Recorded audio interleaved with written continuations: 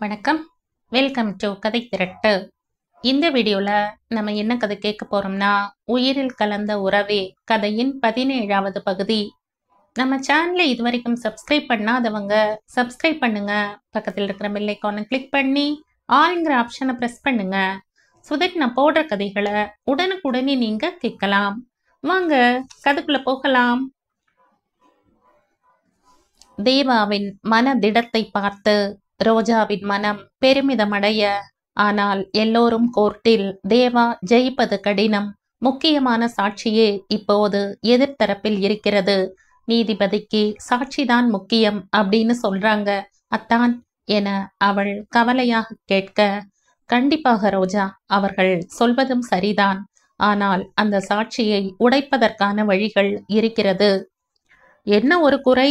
அவன் முதலில் சொன்ன சாட்சி விபரத்தை இப்போது மாற்றி சொல்கிறான்.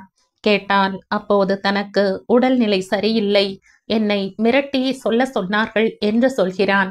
அதுதான் இப்போது பெரிய பிரச்சனை என்றான்.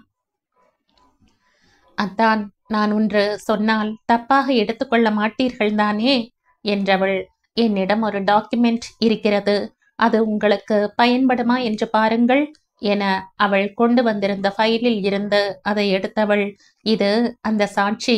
நமது அலுவலகத்திற்கு வந்தபோது நீங்கள் இல்லை. அப்போது பட்டாபி அவன் சொல்வது புரியாமல் எழுதி கொடுக்க சொல்லி இருக்கிறான். வெள்ளைத்தாள் இல்லாததால் அருகில் இருந்த பாண்டு பேப்பரில் அவன் எழுதி கொடுத்துவிட்டு அமர்ந்திருக்க, அதற்குள் நீங்கள் வந்து விட்டதால் பட்டாபி இதை அப்படியே விட்டுவிட்டான். அந்த சாட்சியும் உங்களிடம் பேசிவிட்டு சென்று விட்டான். இனி இது தேவைப்படாது என்ற பட்டாபி ஓரத்தில் வைத்து விட்டான்.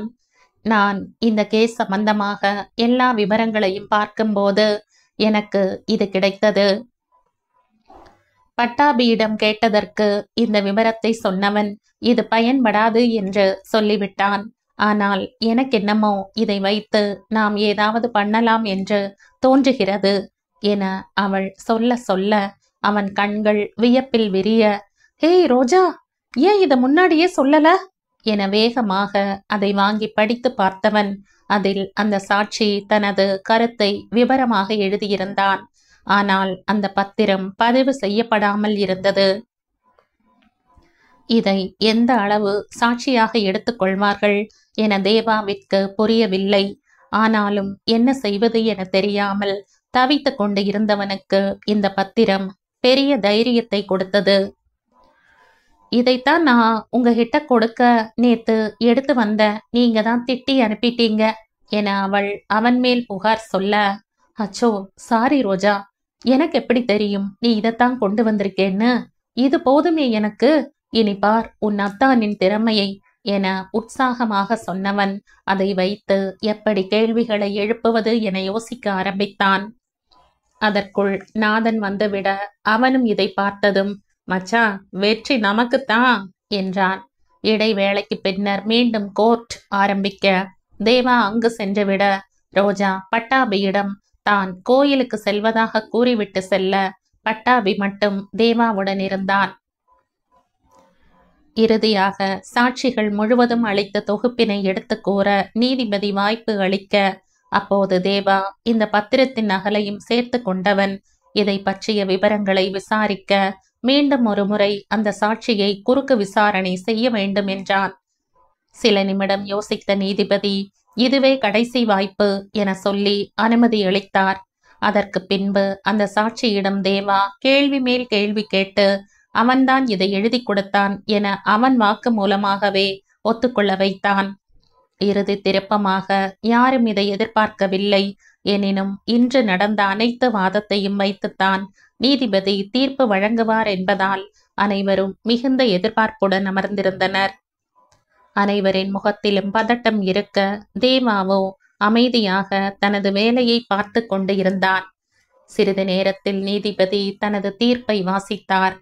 இந்த வழக்கின் குற்றவாளி மாணிக்கம் என்பவர் தொடர்பான சாட்சிகளும் எதிர்த்தரப்பு தந்த சாட்சிகளும் வைத்து பார்க்கும்போது மாணிக்கத்தின் பக்கம் ஆதாரங்கள் சற்று வலுவிழந்தாலும் இறுதியாக முக்கியமான சாட்சி ஆரம்பத்தில் ஒரு மாதிரி இறுதியில் ஒரு மாதிரி என மாற்றி மாற்றி பேசியிருப்பதால் அவர்களை எதிர்க்கட்சி வக்கீல் மிரட்டியதாக இறுதியில் அவரே ஒப்புக்கொண்டுள்ளார்.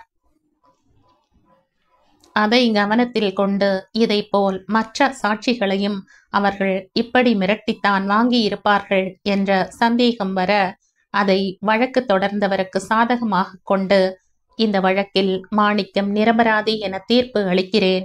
இறுதி நேரத்தில் மிக திறமையாக வாதாடி இந்த வழக்கின் போக்கை மாற்றிய மிஸ்டர் ராகதேவன் அவர்களை இந்த நீதிமன்றம் பாராட்டுகிறது. வக்கீலின் வாதம் திறமையாக இருந்தால் வழக்கின் போக்கை எந்த நேரத்திலும் திசை திருப்ப முடியும் என்பதற்கு இந்த வழக்கு ஒரு உதாரணம் என கூறியவர், இதை வளர்ந்து வரும் இளம் வழக்கறிஞர்களும் கற்றுக்கொள்ள வேண்டும் என சொல்லி இந்த தீர்ப்பை முடிக்கிறேன் என்றார். தீர்ப்பு சொல்லி முடிந்ததும் அங்கு கைதட்டல்கள் பலமாக எதிரொலிக்க, பனங்காட்டு நரி சலசலப்புக்கு சிங்கம் அஞ்சாதுன்னு தேவா நிரூபிச்சிட்டார். நான் கூட ஜெயிப்பது கஷ்டம்னு நினைச்ச மனுஷன் திறமையா வாதாடி வெற்றி பெற்று விட்டார் என பலர் அவனை வாழ்த்த, சந்தோஷத்தில் பட்டாபி வேகமாக சென்று தேவாவின் கையை பிடித்து வாழ்த்துக்கள் சொல்ல, நாதன் அவனை அணைத்து தனது வாழ்த்தினை சொல்ல, எதிர்க்கட்சி வக்கீலும் இந்த முறையும் நீங்களே ஜெயித்து விட்டீர்கள் தேவா, நாங்கள் எதிர்பார்க்கவே இல்லை, எல்லா ஆதாரங்களும் இருந்தும் ஒரு ஆதாரத்தில் எங்களை வென்று விட்டீர்கள் என தனது ஆதங்கத்தை சொல்லிவிட்டு அதற்கு பின் வாழ்த்து சொன்னார். எப்போதும் போல் அனைத்து வக்கீல்களும் அவனை பாராட்ட, தோற்று விடுவான் என்று சொன்னவர்கள் எல்லாம் இப்போது அது எப்படி ராகதேவன் தோற்பார், அவர் சட்டத்தையே கரைத்து குடித்தவராயிற்றே என மாற்றி பேசினர். அனைவரின் வாழ்த்துக்களும் அவன் காதில் விழுந்தாலும் கண்களோ அதற்கு காரணமானவளை தேட, அவனது முகத்தை வைத்து புரிந்து கொண்ட பட்டாபி வேகமாக அவன் அருகில் வந்து, ரோஜா கோயிலுக்கு போறேன்னு சொல்லிட்டு போனாங்க சார் என்றான். முயன்றால் முடியாதது எதுவும் இல்லை. எப்பொழுதும் வெற்றி என்பது சுனைக்குள் இருக்கும் நீரைப் போல, வெளியே தெரியாமல் மறைந்திருந்தாலும் சரியான இடத்தில் அதை தோண்டினால் சுவையான நீரை பருகலாம். சூழ்நிலைகள் அனைத்தும் பாதகமாக இருந்தாலும் சோர்வடையாமல் தனது இலக்கை மட்டுமே குறி வைத்தால் வெற்றிக்கனி எப்போதும் நம் கையில். அது தொழிலுக்கும் பொருந்தும், காதலுக்கும் பொருந்தும். உண்மைதானே தோழிகளே? வேகமாக தன் அறைக்கு வந்தவன் அவன் நுழையும் முன்பே அவனை தேடி வந்த மாணிக்கம், சார் என அவன் காலில் விழுந்தார்.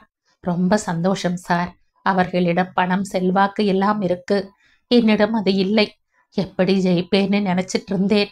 என் உயிர் உள்ளவரை உங்களை மறக்க மாட்டேன் சார் என உணர்ச்சி பெருக்குடன் சொல்ல, தேவாவோ அவரிடம், இங்க பாருங்க மாணிக்கம், இது என்னோட கடமை.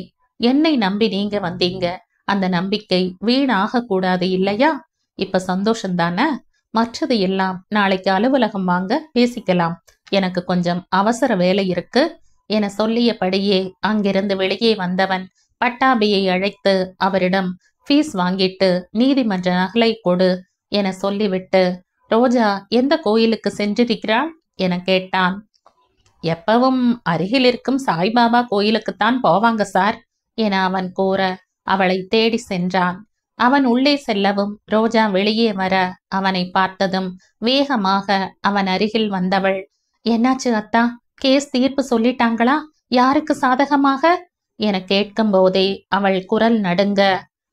அவளையே சிறிது நேரம் பார்த்தவன் வேகமாக அவளை கோயிலுக்குள்ளே மீண்டும் அழைத்து சென்று அங்கு அவளோடு சில மணித்துளிகள் கண்களை மூடி அமர்ந்திருக்க, அவளோ புரியாமல் அவன் முகத்தை பார்க்க, முதலாக அவன் கண்களில் கண்ணீர் வந்து அன்றுதான் அவள் பார்த்தாள். அவளது மனம் படபடவென வேகமாக அடிக்க, உடலில் நடுக்கம் ஏற்பட, அவன் பிடித்திருந்த கைகளை அவள் அழுத்தி பிடிக்க, அவனோ சட்டென்று கைகளை எடுத்து தன் நெஞ்சில் வைத்து கொண்டவன் சில வினாடிகள் அப்படியே அமர்ந்திருந்து பின்புதான் கண்ணை திறந்தான். அதற்குள் ரோஜாவின் இதயம் படபடவென்று வேகமாக துடிக்க, பாபாவை வணங்கிவிட்டு கண்களை துடைத்து கொண்டு அவள் கைகளை விடாமல் பிடித்தபடியே வெளியே வந்தவன் கார் அருகில் செல்லும் வரை ஏதும் பேசவில்லை. ரோஜாவோ தீர்ப்பு என்னவென்று தெரியாமல் அதே நேரத்தில் அவனது இந்த கண்ணீரும் மௌனமும் அவளை பயமுறுத்த, என்ன பேசுவது என தெரியாமல் அவனை பார்த்தபடியே அவனுடன் வந்தாள். காரில் அமர்ந்த பின்னும் அவன் ஏதும் பேசவில்லை. அமைதியாக இருக்க கார் வேகமாக சென்னையை விட்டு விலகி நெடுஞ்சாலையில் சென்றது. எங்கே போகிறோம் என தெரியாமல் அவள் அமர்ந்திருக்க, அப்போது அன்னை குடில் செல்லும் வழி என தகவல் பலகை இருக்க அந்த வழியே கார் சென்றது. சிறிது தூரம் சென்றதும் வழி நெடுகிலும் பூவரச மரங்கள் வரிசையாக இருக்க, அதிலிருந்து பூத்து கொட்டிய பூக்கள் எல்லாம் அந்த பாதை முழுவதும் நிறைந்திருந்தது. பட்டு கம்பளம் விரித்தது போல் பூக்களால் கம்பளம் விரித்திருக்க, 2 கிலோமீட்டர் உள்ளே சென்றதும் சின்ன சின்ன மூங்கில் குடில்கள் ஆங்காங்கே இருந்தன.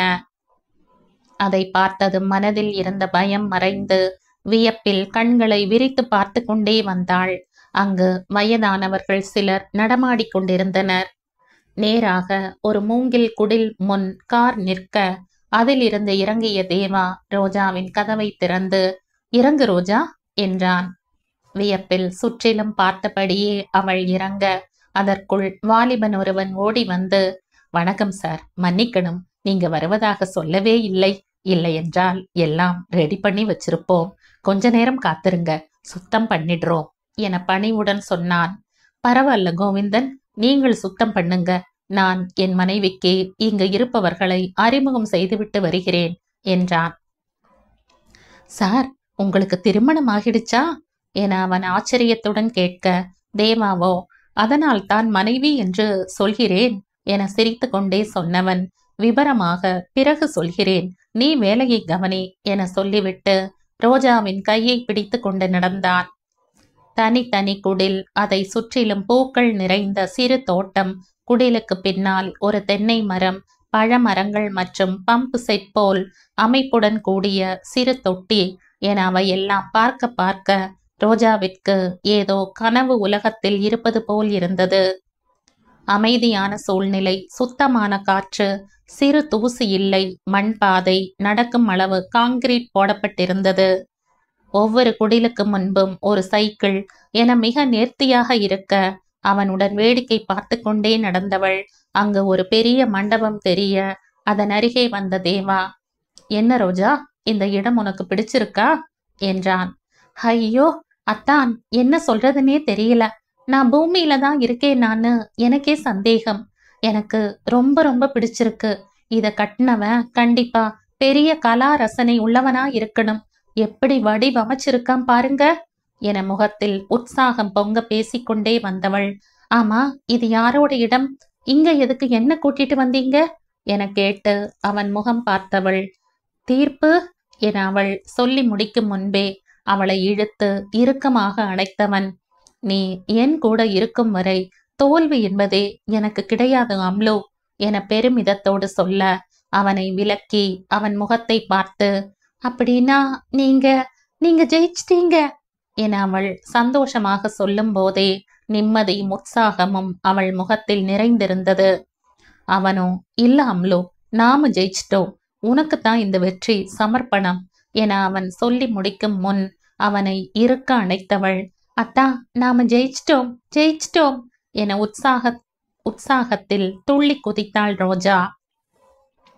அவனும், "ஆமாம்டா அம்லோ" என தனது சந்தோஷத்தை அவளுடன் சேர்ந்து அனுபவிக்க, "என்னப்பா வக்கீல், எங்களுக்கு என்ன இலவச சினிமாவா?" என ஒரு சத்தம் கேட்க, வேகமாக விலகிய இருவரும் திரும்பி பார்க்க, அங்கு சில பெரியவர்கள் இவர்களை பார்த்து சிரித்து கொண்டு நின்றனர். அவனோ என வழிந்து கொண்டே, "இல்ல, அது என உளர, ரோஜாவோ அவர்களை பார்த்ததும் வெட்கமும் பயமும் ஒரு சேர வர தேவாவின் அருகில் நெருங்கி நின்றாள். "இப்பதான் கோவிந்தன் சொன்னா, இவங்க தான் உன் மனைவியா? ரொம்ப சந்தோஷமா இருக்கு. மண்டபத்துக்குள்ள போனீங்களா?"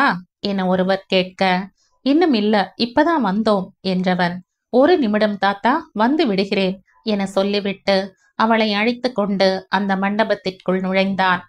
அங்கு 2 பெரிய புகைப்படங்கள், ஒரு ஆண் ஒரு பெண் இருக்க, சொல்லாமலே புரிந்தது ரோஜாவிற்கு. ஒன்று தேவாவின் தாய், மற்றொன்று தந்தை என்று. அவனையும் அந்த புகைப்படத்தையும் மாறி மாறி பார்த்தாள்.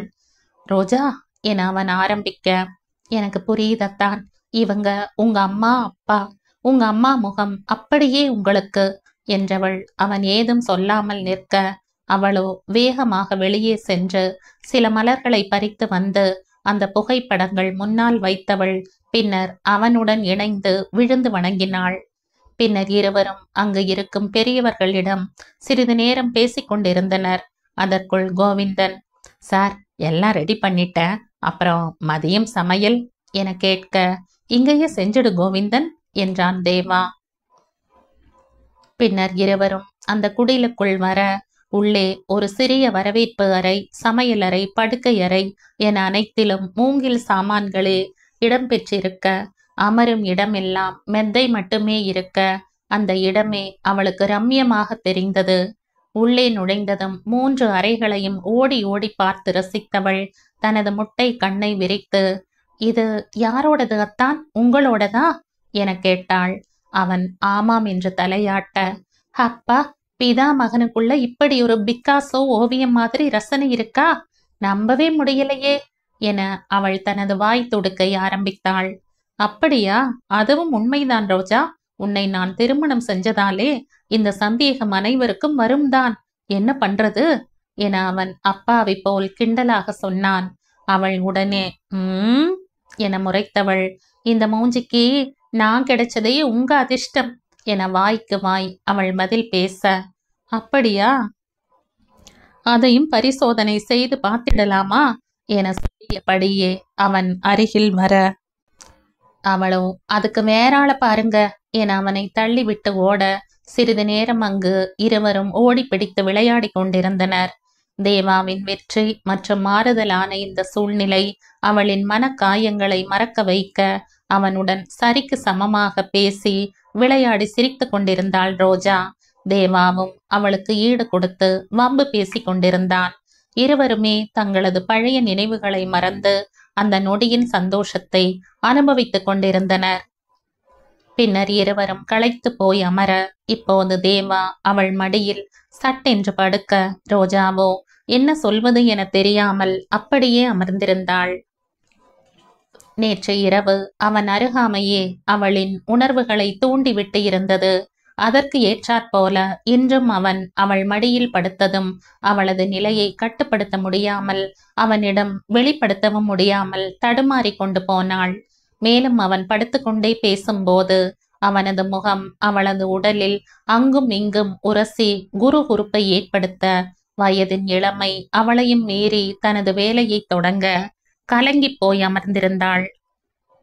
வெகு நேரம் அவளிடம் பதில் இல்லாமல் போக, ரோஜா என அழைத்தவாறே அவள் முகம் பார்த்தவன் அவள் கண்களை மூடி அமர்ந்திருக்க, ரோஜா, ரோஜா என அவன் அவளை உலுக்கிய பின்பே வேகமாக அவள் எழ முயற்சிக்க, என்னாச்சு ரோஜா என்றவாறே அவன் பதறி எழுந்தான். இல்லாத்தா, ஒண்ணுமில்ல என சமாளித்தவள் சட்டென்று, உங்க அம்மா அப்பா எப்படி இறந்தாங்க என பேச்சை மாற்றினாள். சட்டென்று தேவாவின் முகம் மாற அமைதியாக இருந்தவன், என மன்னிச்சுடு ரோஜா, என்னை பற்றி எதுவும் சொல்லாமலே உன்னை திருமணம் செய்துகிட்ட. அதற்கு பிறகும் நான் இதை பற்றி உன்னிடம் சொல்லவில்லை. அப்போது உன்னை திருமணம் செய்யணும், அது மட்டும்தான் எனக்கு நினைவில் இருந்தது. உனது பக்கம் நான் யோசிக்கவே இல்லை என சொன்னவன், சாரி ரோஜா, ஆனா உன் வீட்டில் நான் சொல்லிட்டேன் என்றவன், இப்ப சொல்றேன் ரோஜா என ஆரம்பித்தான்.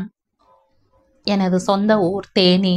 எனது அப்பாவும் அம்மாவும் காதல் திருமணம் செய்தவங்க. அப்பா பக்கத்தில் இருக்கும் கிராமத்தில் பெரிய ஜமீன் குடும்பம். அம்மா கர்நாடக இசை பாடகி. அப்பாவின் பள்ளியில் தான் ஆசிரியராக இருந்தார். எங்க அம்மாவின் அழகும் குணமும் எங்க அப்பாவிற்கு பிடித்து போக வீட்டை எதிர்த்து 2 பேரும் திருமணம் செஞ்சுக்கிட்டாங்க. அதனால எங்க அப்பாவை அவங்க குடும்பத்துல யாரும் சேர்த்து கொள்ளவில்லை. பரம்பரை தொழிலை அவருக்கு கொடுத்துட்டாங்க.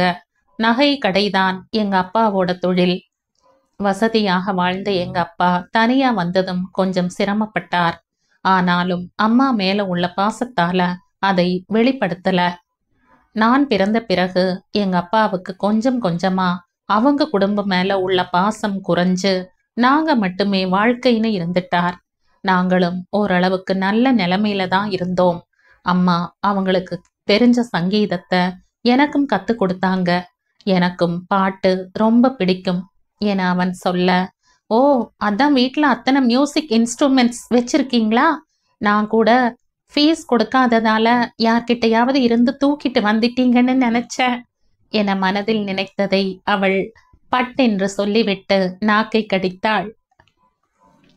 அதானே, என்னை பத்தி எந்த விதத்திலையும் நல்லதாகவே நினைக்க கூடாது அப்படிங்கிறத நீ கொள்கையாவே வச்சிட்டு இருக்கிற என அவள் தலையில் செல்லமாக கொட்டினான். சரி சரி, பேச்ச மாத்தாதீங்க அப்புறம் என ஆர்வமுடன் அவள் கேட்க, எனக்கு எங்க அம்மானா உயிர் ரோஜா. இப்போ உன் மடியில படுத்திருக்கேன் இல்லையா, அதே போலத்தான் என்னோட சந்தோஷம் துக்கம் ரெண்டையும் எங்க அம்மா மடியில இப்படி படுத்துட்டு தான் சொல்வேன் என சொல்லும் போதே அவன் குரல் கரகரத்தது. அத்தான் என அவள் அவன் கைகளை பிடித்து அழுத்த, எங்க அப்பாவையும் எனக்கு பிடிக்கும் ரோஜா.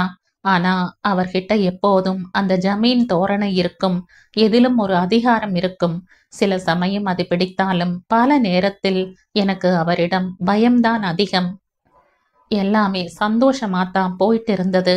அந்த திருமணம் மட்டும் வராமல் இருந்திருந்தால் எங்க அப்பா அம்மா இப்போது என்னுடன் இருப்பாங்க என சொல்லி நிறுத்தினான். அவன் உடல் சிறிது நடுங்க அவள் எதுவும் பேசாமல் அவன் முகத்தையே பார்க்க, எங்க அப்பாவோட சொந்தக்காரங்க திருமணம் ரோஜா, இங்குதான் சென்னையில நடந்தது. அதற்கு அவசியம் போகணும்னு அப்பா சொல்லிட்டார். எனக்கு பரீட்சை வர முடியாதுன்னு நான் சொல்லிட்டேன். அதனால அப்பாவும் அம்மாவும் மட்டும் போனாங்க. எங்க அம்மாவின் சொந்தக்கார பாட்டி ஒண்ணு அம்மாவுக்கு உதவி செஞ்சுக்கிட்டு எங்க வீட்டுல இருக்கும். நானும் பாட்டியும் வீட்டுல இருக்கிறதால அவங்க கிளம்பி போனாங்க என்றவனின் முகம் இருள விரல்களை இறுக மூடியவன், அப்போ அப்போ என வார்த்தைகள் அவனுக்கு தடுமாற, ஒரு ஆக்சிடென்ட்ல 2 பேரும் இறந்துட்டாங்க என சொல்லி முடித்ததும் அப்படியே அவள் மடியில் சாய்ந்தவன் குலுங்கி குலுங்கி அழ, அவளுக்குமே அது அதிர்ச்சியாக இருக்க என்ன செய்வது என புரியாமல் அவனது மன அழுத்தம் குறையும் வரை அழட்டும் என அமைதி காத்தாள். சற்று நேரம் கழித்து எழுந்து அமர்ந்தவன், எனக்கு என்ன பண்றதுன்னே தெரியல. அப்போ எனக்கு வயசு 15. சொந்தக்காரர்கள் யாரும் அதிகம் அறிமுகம் கிடையாது. தகவல் அறிந்ததும் அந்த நேரத்தில் என்ன செய்வது என தெரியாமல் தடுமாறி நின்றபோது எனக்கு தெரிந்த ஒரே தகவல் அப்பாவின் ஜமீன் குடும்பம்தான். அதை பற்றி நான் சொன்னதும் அங்கு தகவல் சென்றது.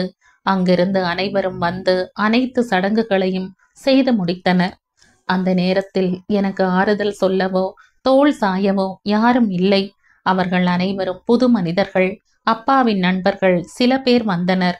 இவர்களின் படாடோபத்தை பார்த்து அவர்களும் விலகிவிட்டனர். 1 மாதம் அவர்கள் வந்து போய்க் கொண்டிருக்க நானும் தேர்வு எழுதி முடித்தேன். அதற்கு பின்புதான் என்னை என்ன செய்வது என அனைவருக்கும் கேள்வி வந்தது. அப்பாவுடன் பிறந்தவர்கள் 3 பேர். அப்பாதான் கடைசி. ஒருவர் வெளிநாட்டில் இருந்தார். மற்றொருவரின் மனைவி என்னை உடன் வைத்து கொள்ள ஒத்துக்கொள்ளவில்லை. அந்த நேரத்தில் அப்பாவிற்கு அவர்கள் கொடுத்த சொத்துக்கள் யாவும் வாய் வார்த்தையாக மட்டுமே இருந்ததால் அதை மீண்டும் அவர்கள் எடுத்துக்கொண்டனர். தொழில் தொடர்பாக அப்பா வாங்கி வைத்திருந்த கடன் கொஞ்சம் இருக்க அதை சில சொத்துக்களை விற்று அவர்கள் அடைத்து விட்டனர். எல்லாம் முடிந்ததும் நாங்கள் இருந்த வீடும் கொஞ்சம் பணமும் இருக்க அது அவர்களுக்கு பத்தாது என நினைத்தவர்கள், எனது தம்பியே போய்விட்டான், இனி எங்களுக்கு இங்கே என்ன வேலை என சொல்லிவிட்டு சென்று விட்டனர். வேறு எந்த சொந்தமும் இல்லாமல் அனாதையாக நின்று கொண்டிருந்தேன். 11ஆம் வகுப்பு சேர வேண்டும். யாரும் இல்லாமல் எப்படி சேர்வது? சாப்பாட்டிற்கு பிரச்சனை இல்லை. பேங்கில் கொஞ்சம் பணம் இருந்தது. ஆனால் என நிறுத்தியவன், என் நிலைமை யாருக்கும் வரக்கூடாது ரோஜா. அப்பா அம்மா என சந்தோஷமாக வாழ்ந்துட்டு இருந்த நான் தனி மரமா யாரும் இல்லாம தவிச்சிட்டு இருந்தேன். அப்போதுதான் ஜெயந்தி சித்தி வந்தாங்க. இவங்க அம்மாவின் உறவினர். அப்போது வக்கீலா சென்னை நீதிமன்றத்துல இருந்தாங்க. ஆக்சிடென்ட் கேஸ் அப்படிங்கறதால நீதிமன்றத்துக்கு அப்பா அம்மா கேஸ் செல்ல அதை பார்த்து அவங்க வந்தாங்க. என் நிலைமையை நான் சொல்லாமலேயே புரிஞ்சுக்கிட்டவங்க, நான் உனக்கு உதவி பண்ற, ஆனா எனக்கு குடும்பம் இருக்கு, என்னால உன்னை என் கூட வச்சு பார்க்க முடியாது, உனக்கு கார்டியனா நான் இருக்க அப்படின்னு சொன்னாங்க. முதலில் நீ 12ஆம் வகுப்பு வரை இங்கு படி, பிறகு பார்க்கலாம் என்று சொன்னார்கள். விடுதியில் சேர்த்து விடுவதாக சொன்னவர்கள் பிறகு, இல்லை, கேஸ் நடக்கிறது, அதனால் நீ இங்கு இருப்பதுதான் நல்லது என சொல்லி அந்த பாட்டியின் பொறுப்பில் என்னை விட்டுவிட்டு போனாங்க. அந்த நேரத்தில் பாட்டியின் மகளும் கணவரை இழந்து குழந்தையோடு அங்கு வந்ததால் எனக்கும் தனிமை அதிகம் தெரியவில்லை. நான் மட்டும் தனியாக படுத்திருக்கும் போது பல நேரங்களில் அம்மாவின் ஞாபகத்தில் தூங்காமல் விடிய விடிய அழுதிருக்கிறேன். ஒரு முறை அதை பாட்டி பார்த்துவிட அவர் சித்தியிடம் சொல்ல, பின்னர் சித்தி என்னை அழைத்து, இங்கு பார் தேவா, நீ சிறுவன்தான் என்றாலும் உனக்கு ஏற்பட்ட கொடுமை மிக பெரியது. யாருக்கும் இது வரக்கூடாது. ஆனால் வந்துவிட்டது. இனி அதை நினைத்து வருந்துவதை விட அதை எதிர்கொள்ள கற்றுக்கொள்ள வேண்டும். இனி உனக்கென்று ஒரு லட்சியத்தை ஏற்படுத்திக் கொள், அதில் மட்டுமே கவனம் செலுத்து என அவர் சொல்ல, அப்போது என் அம்மாவின் ஆசையான மருத்துவராவதே எனது லட்சியமாக கொண்டு கடுமையாக படித்தேன் ரோஜா என அவன் சொல்லி முடித்தான். அதுவரை தலையை அசைத்து அசைத்து கதை கேட்டு கொண்டிருந்தவள் அவன் இதை சொன்னதும் சட்டென்று நிமிர்ந்து அவன் முகம் பார்க்க, அவனோ அமைதியாக அவளை ஆழ்ந்து நோக்க, ராகன் என முதன்முறையாக அவன் முன்னால் அவன் பெயரை உச்சரித்தவள், நீங்க நீங்க நீங்களும் என்ன மாதிரி என வார்த்தை வராமல் தடுமாற, அவன் என சொன்னவன், ஆனா விதின்னு ஒன்று இருக்கிறதே ரோஜா, அது ரொம்ப கொடுமையானது. அதுவும் அது விளையாடுவதற்கு நம்மை போன்ற ஏமாளிகள் கிடைத்துவிட்டால் அவர்களின் உயிர் போகும் வரை விளையாடி பார்த்துவிடும். நான் படிக்கும் போதே வாலிபால் பிளேயர். ஒரு முறை பயிற்சியின் போது எனக்கு அடிபட்டு விட அதில் கொஞ்சம் மருத்துவ செலவு அதிகமாகிவிட்டது. பின்னர் பள்ளிக்கு சரியாக செல்ல முடியாததால் மதிப்பெண் குறைந்து விட்டது. பணம் கொடுத்து கல்லூரியில் சீட் வாங்கும் அளவிற்கு என்னிடம் வசதி இல்லை. என்ன செய்வது என தெரியாமல் விழித்து கொண்டு நின்றபோது எனக்கு அப்போதும் உதவியது ஜெயந்தி சித்திதான். நான் உனக்கு பணம் தருகிறேன், நீ படி என்றார். பின்னர் எதற்காக இந்த படிப்பை தேர்ந்தெடுத்தாய் என்று கேட்டார். அம்மாவின் ஆசை மற்றும் இதில் அனைவருக்கும் உதவி செய்யலாம், கொஞ்சம் மரியாதையாக இருக்கும் சித்தி என நான் சொல்ல, அவரோ சிரித்து கொண்டே, இந்த சின்ன வயதில் உனது இந்த நல்ல எண்ணம் பாராட்டப்பட வேண்டியதுதான். ஆனால் தேவா, நான் ஒன்று சொல்கிறேன் கேள். எந்த தொழிலும் சிறந்த தொழிலே. அதில் நமது ஈடுபாடு எந்த அளவு என்பதுதான் முக்கியம். மரியாதை என்பது நமது நடத்தையை பார்த்து மற்றவர்கள் கொடுக்க வேண்டுமே தவிர நாம் செய்யும் தொழிலோ பணமோ கிடையாது. மறுபடியும் யோசி, உனது முடிவை நாளை சொல் என சொல்லிவிட்டு சென்றார். வாழ்க்கையில் முதல் முறையாக எதிர்காலத்தை பற்றிய சிறு பயம் மனதில் வர இரவு முழுவதும் யோசித்தேன். மறுநாள் சித்தி வந்ததும் நான் பிஎல் படிக்க விரும்புவதாக சொன்னேன். அவர் என்னை அர்த்தம் பொதிந்த ஒரு பார்வை பார்க்க, நானோ இது சுயமாக நான் எடுத்த முடிவு சித்தி. எனது மதிப்பெண்ணுக்கு கண்டிப்பாக நல்ல சட்ட கல்லூரியில் எனக்கு இடம் கிடைக்கும். மேலும் உதவித்தொகையும் கிடைக்கும். இன்னும் அதன் என்ட்ரன்ஸ் முடியவில்லை. இன்றே அதற்கு விண்ணப்பம் போட்டு விடுகிறேன். மேலும் நான் யாரிடமும் உதவி பெற தேவையில்லை என்றேன். சித்தியும் எனது தோளில் கை வைத்தவர், உன்னை நினைக்கும் போது எனக்கு பெருமையாக இருக்கிறது தேவா. உனது இந்த முடிவு எனக்கு சந்தோஷமே. இப்போது நீ யாரோட உதவியும் இல்லாமல் உனது திறமையால் படிக்கப் போகிறாய். இதுவே உனது முதல் வெற்றி. இனி நீ எடுக்கும் காரியங்களில் எல்லாம் கண்டிப்பாக வெற்றி கிடைக்கும் என வாழ்த்தி என்னை கல்லூரியில் சேர்த்து விட்டார். சென்னை சட்டக் கல்லூரியில் எனக்கு இடம் கிடைக்க அங்கு இருந்த வீட்டை விற்று இங்கு ஒரு சிறு வீடு வாங்கி குடியேறினோம். பாட்டியையும் அவங்க பேத்தியையும் நான் தனியா விட விரும்பலை. மேலும் நான் பார்ட் டைம் ஜாப் பார்க்க வேண்டும் என்ற முடிவோடு தான் சென்னை வந்தேன். நன்றாக படித்து முதல் வகுப்பில் தேர்ச்சி பெற்றேன். இப்போது நாம் நெடுஞ்சாலையில் வந்து திரும்பினோம் இல்லையா, அங்குதான் அம்மா அப்பா இறந்த இடம். அவர்களின் நினைவாகத்தான் இங்கு இந்த அன்னை குடில். என்னை பொறுத்தவரை அவர்கள் இங்குதான் இருப்பார்கள். இந்த பெரியவர்கள் மூலம் நான் என் அம்மா அப்பாவை பார்க்கிறேன் ரோஜா. இந்த பெரியவர்கள் எல்லாம் பிள்ளைகளால் கைவிடப்பட்டவர்கள். 20 குடும்பம் இங்கே இருக்கிறது. இவர்களின் தேவைகளை இவர்களே வேலை செய்து இங்கு பார்த்து கொள்கின்றனர். என்னதான் நான் மருத்துவ படிப்பு வேண்டாம் என்று சொன்னாலும் என் மனதில் ஒரு ஏக்கம். பணம் இருந்திருந்தால் நான் படித்து இருந்திருக்கலாம் என்ற எண்ணம் என் மனதில் ஆழமாக பதிந்து விட்டது. அதனால் தான் பணத்தை தேடி ஓட ஆரம்பித்தேன் என சொல்லி நிறுத்தியவன் அவள் முகத்தை பார்த்து, அதனால்தான் கஞ்ச பிஸ்னாரி, சுயநலக்காரன், பணத்திற்காக எதுவும் செய்பவன் அப்படின்னு பல பட்டத்தோட நான் உலா வந்துட்டு இருக்க என கண்களில் வலியோடு உதட்டில் வெறுமை கலந்த சிரிப்போடு அவன் சொல்ல, அப்படியெல்லாம் இல்ல ராகன் என வேகமாக அவன் வாயை பொத்தியவள், உங்களை பத்தி தெரியாம சொன்னது அது என சொல்லும் போதே ரோஜாவின் கண்களில் கண்ணீர் நின்றது. அச்சோ, என்ன ரோஜா இது? கண்ணுக்குள்ள என்ன மேட்டூர் டேம் வச்சிருக்கியா? அடிக்கடி வாட்டர் ஃபால்ஸ் ஓபன் பண்ணிடுற என அவன் அவளை கிண்டல் பண்ண, இல்ல ராகன், நிஜமாவே சொல்றேன். உங்க மனசுக்குள்ள இவ்ளோ வேதனைகளை அடக்கி வச்சுட்டு நீங்க எவ்வளவு கம்பீரமா இருக்கீங்க. உங்களை நினைக்கும் போது எனக்கு ரொம்ப பெருமையா இருக்கு. ஆனா என் வாழ்க்கையில நடந்த சில விஷயங்கள் உங்களுக்கும் நடந்திருக்கு. ஆச்சரியமா இருக்குல்ல என அவள் சொல்ல, சில விஷயங்கள் இல்லை அம்லு, நிறைய. நீ இப்போ பண்ற இந்த வாழ்த்தனம் எல்லாம் நானும் பண்ணதுதான். அம்மா கிட்ட செம செல்லம், உன்னை கட்டிக்க போறவ ரொம்ப பாவம் அப்படின்னு அடிக்கடி சொல்வாங்க. இப்ப மட்டும் அவங்க இருந்தாங்க தெரிஞ்சிருக்கும் யாரு பாவம்னு என அவன் சிரித்து கொண்டே சொன்னான். நான் ஒன்னும் அப்படியெல்லாம் இல்ல, ரொம்ப நல்ல பொண்ணு.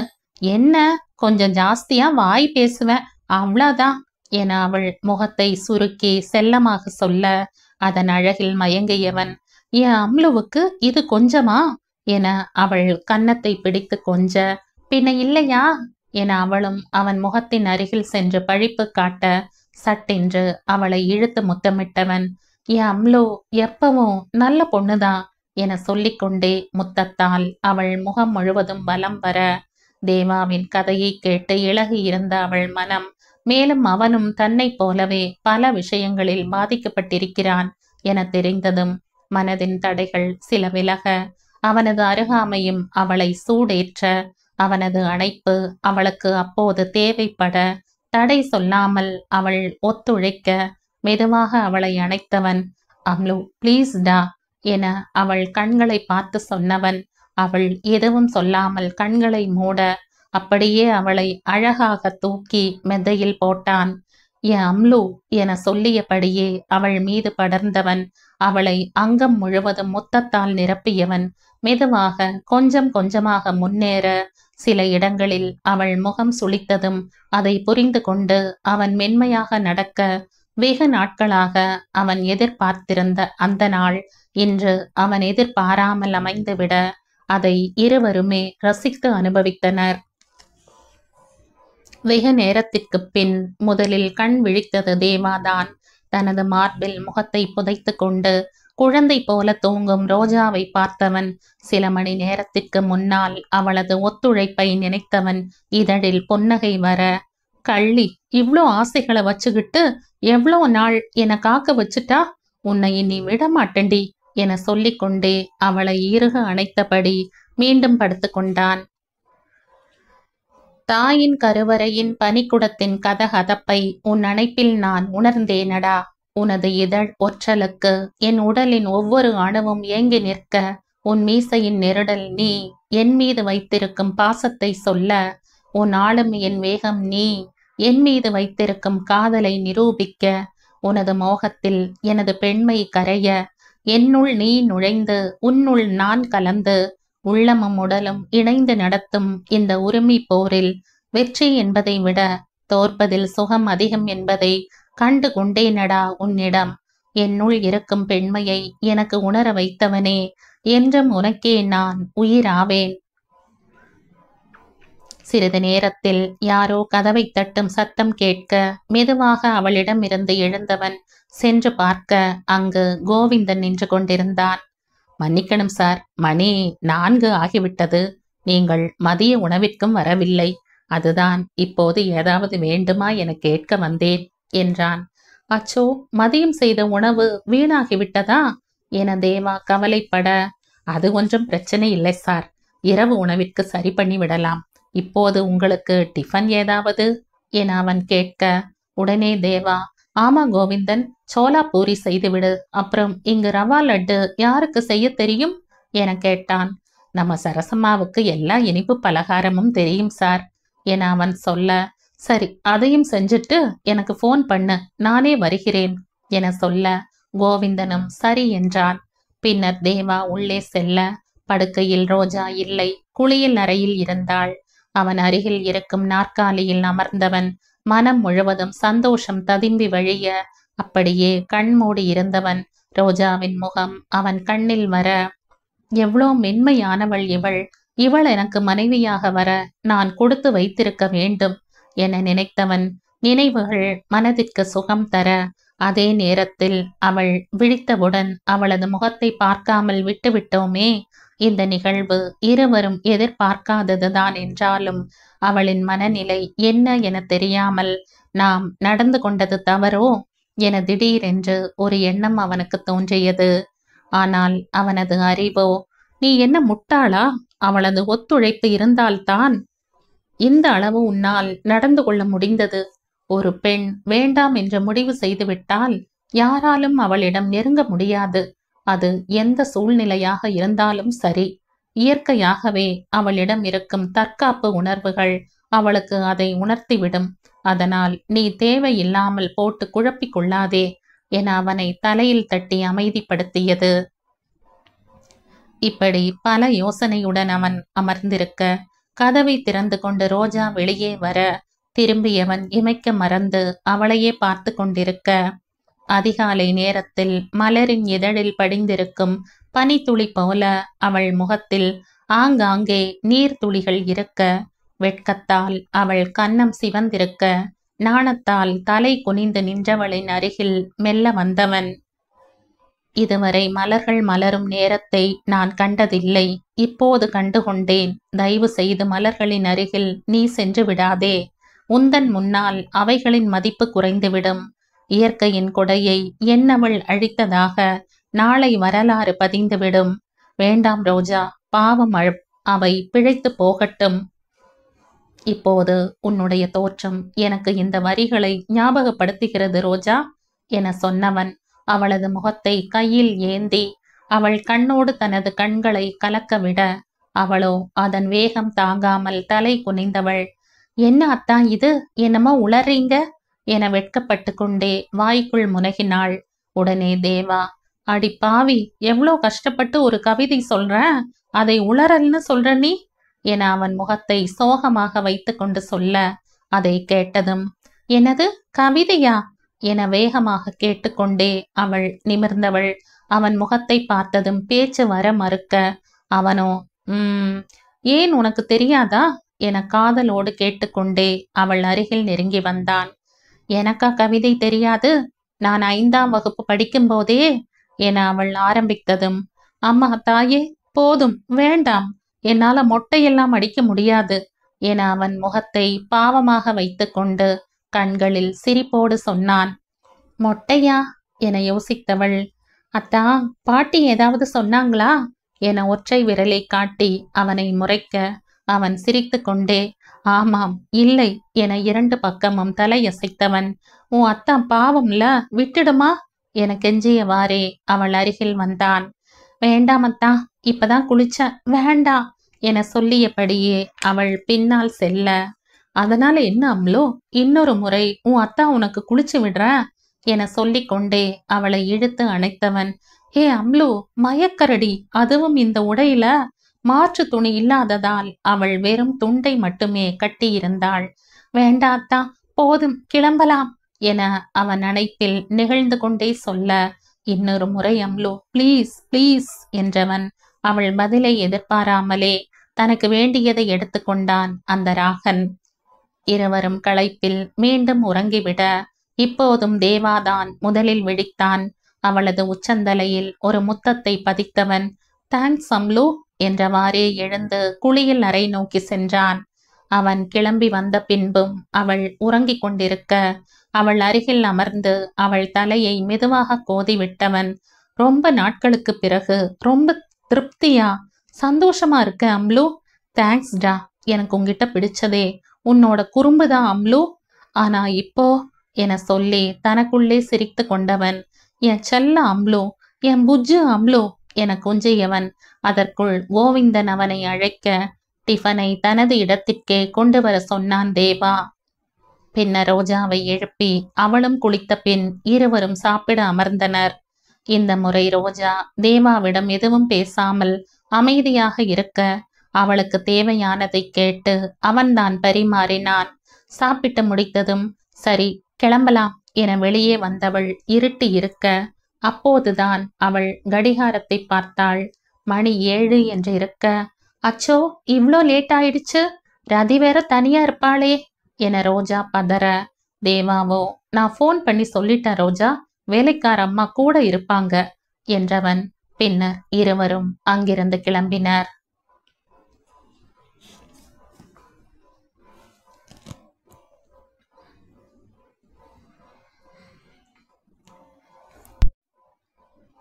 இந்த கதையின் தொடர்ச்சியை அடுத்த பதிவில் கேட்கலாம். நன்றி.